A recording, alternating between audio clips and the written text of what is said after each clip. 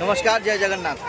कल से लेके मैं आज तक जो है 3 बार पूजा दे चुका हूँ और 3 बार में कुल खर्चा अगर मेरा कुछ हुआ है तो 0 रुपीज़। वो दिख रहा है वहाँ पे, आप लोग जूता रख सकते हैं, फ्री ऑफ कॉस्ट है। वो लोग उसके बाद थोड़ा सा पैसा कुछ मांगते हैं, आप अगर नहीं देंगे तो वो लोग कुछ करेगा नहीं कि आपको जूता देगा नहीं, ऐसा नहीं।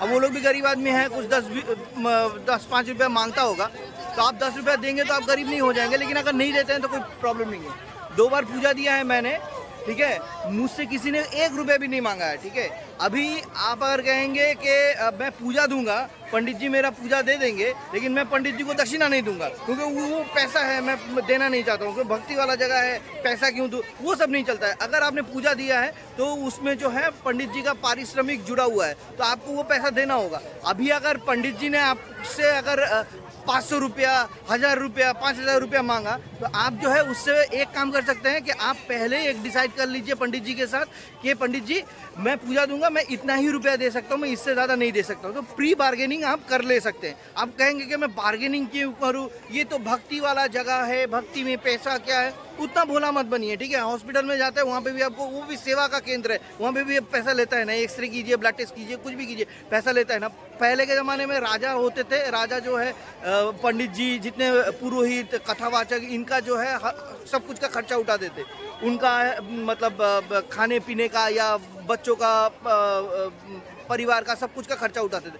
अभी जो है हमारा गवर्नमेंट पंडित या फिर पुरोहितों के लिए क्या करता है, ये बात तो एकदम जग जाहिर है, कोई मतलब इसमें कोई दो राय नहीं है कि गवर्नमेंट से जो है पंडित जियों को जितना पैसा मिलता है वो एकदम ना के बराबर ही है, ऊँट के मुंह में जीरा जैसा है। तो ऐसे में अगर पंडित जी जो है पैसा हमसे नहीं लेंगे, और वो भी पारिश्रमिक के रूप में, अगर आप फूल लेते हैं, पत्ता, फूल पत्ता, या फिर जैसे मैंने ये टीका करवाया है, ठीक है, इस टीका के लिए 10 रुपये लिया, तो क्या मैं नहीं दूँ, ठीक है। मैंने उनको थोड़ा सा ज़्यादा दिया है, कहाँ से लूँगा, उसके लिए उन्होंने 10 रुपया लिया था, पंडित जी बहुत अच्छे थे, तो मैं उनको थोड़ा सा ज़्यादा पैसा दिया है, तो आपसे 10 ही रुपया लेगा। तो ये क्या नहीं लेंगे, इसके लिए क्या उनको खर्चा नहीं होता है, और ये करके अगर उनको 2 पैसा अगर उनका बेनिफिट होता है तो वो क्या करेंगे, वो करते हैं तो कि बुरा तो कुछ नहीं करते हैं ना।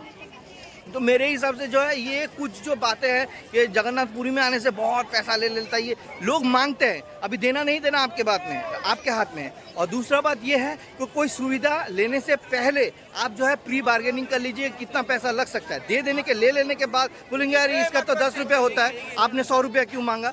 वो हाँ, ये बात आप सही है कि अगर 10 रुपये का चीज़ अगर 100 रुपया मांगता है तो, और वो भी भक्ति वाले जगहों में, तो कई लोगों को बुरा लग सकता है और लगना भी चाहिए, और किसी ने अगर किया है तो वो ख़राब भी किया है, लेकिन हमेशा ऐसा कुछ नहीं है, ठीक है।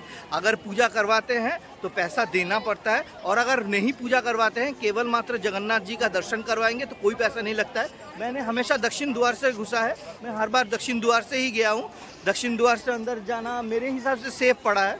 वो जो है ईस्ट द्वार, जो पूर्व द्वार है, पूर्व द्वार से जाने से जो है थोड़ा सा लाइन लंबा होता है, तो मैंने ये वाला दक्षिण द्वार मैंने 3 बार गया हूँ, तीनों बार दक्षिण द्वार से। बहुत पहले 2-3 साल पहले मैं एक बार आया था तो पूर्व द्वार से गया था, तो उस टाइम हम लोग को काफ़ी लंबा पड़ा, तो उसके बाद से मैं यही वाला द्वार का मतलब प्रयोग करता हूँ, ठीक है।